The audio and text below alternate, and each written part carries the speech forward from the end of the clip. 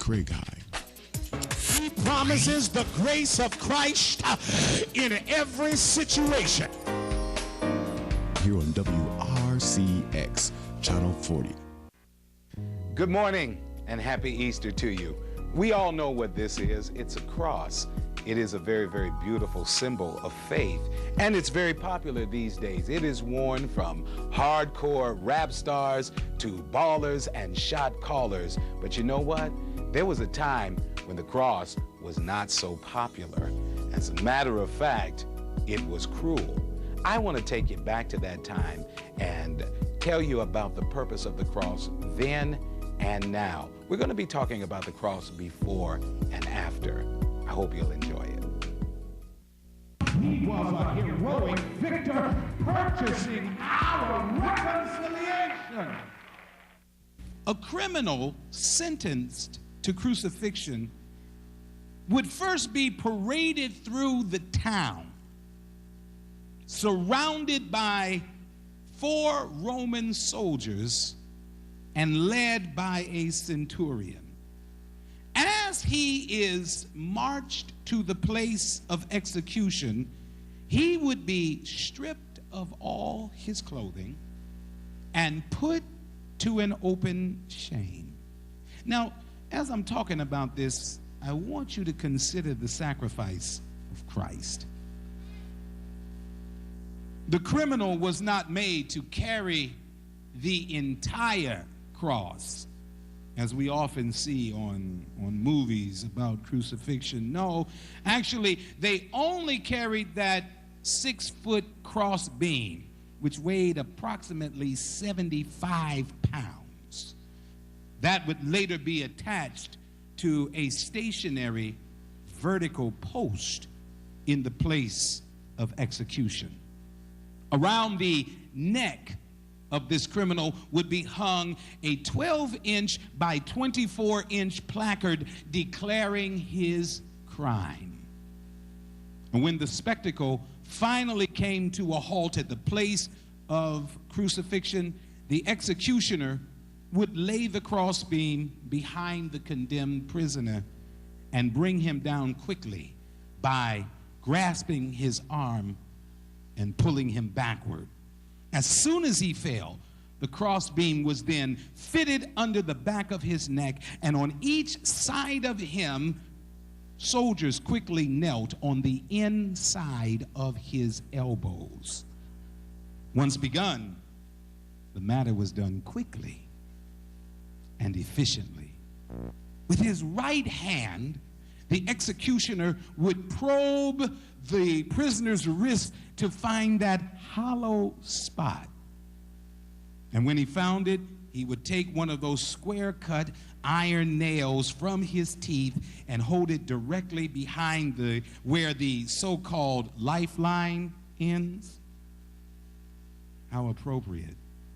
Then he would raise that hammer over that nail and bring it down with great force.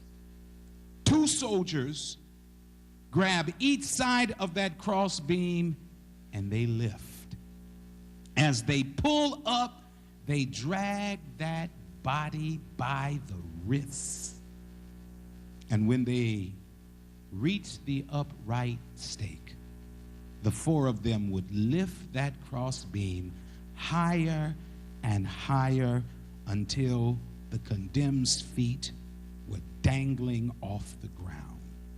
His body would be writhing in pain. Now his arms would be in a sort of a modified V position.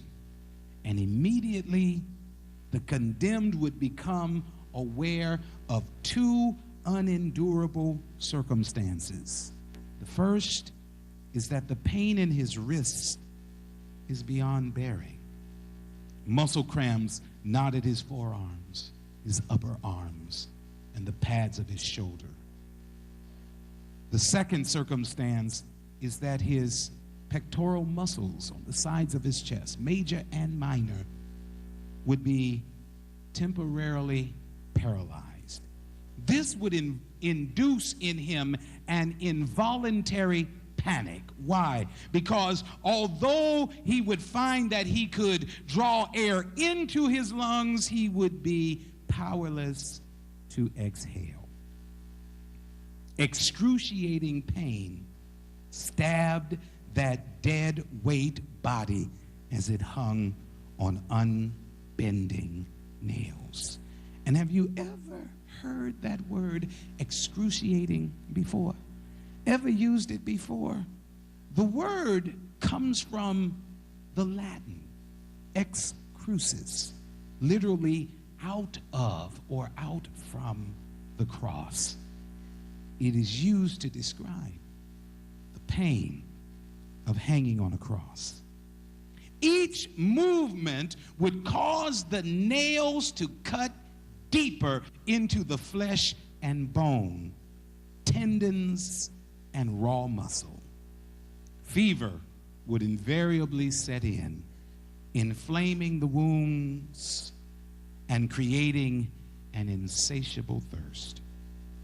Waves of hallucinations drifted the condemned in and out of consciousness because of lack of pure oxygen. And in time, flies and other insects, drawn by the scent of blood, would find their way to the cross and to the crucified. Why do you mention that high? Think about it. If there were flies in the room today, it would be easy to swat them away. They are just a minor annoyance. But when you're hanging on a cross, you cannot swat. And so even the insects become unbearable. Now, to hasten death, soldiers might break the condemned's legs so that he could no longer raise himself just for a moment to exhale. And when death does finally and mercifully come, the condemned might just be left there for the scavengers to pick his bones. You see, victims were often left on the cross to become the dinner of vultures and other carrion eating birds. It was a horrible way to die. Now, perhaps some of you in here today would take exception to my referring to those crucified as victims, seeing that they were tried and convicted criminals. But crucifixion was so brutal, it was so barbaric, so cruel, that it victimized even the most hardened of criminals. It was an absolutely inhumane way to die. Those who suffered crucifixion were all victims. Well, all except one. The one who went to the cross, not because of any guilt on his part, but who went for our sakes. I want to talk today. Many passages of Scripture that were written centuries before the birth of Christ clearly prophesy of the Messiah's crucifixion. One of the most prominent is the 22nd Psalm, a Psalm of David, which tells of hands and feet that were pierced, of bones out of joint, of clothing divided, and of scorning and mockery. Another prophetic text is Isaiah 53. It describes the misery, the torture, and the pain of God's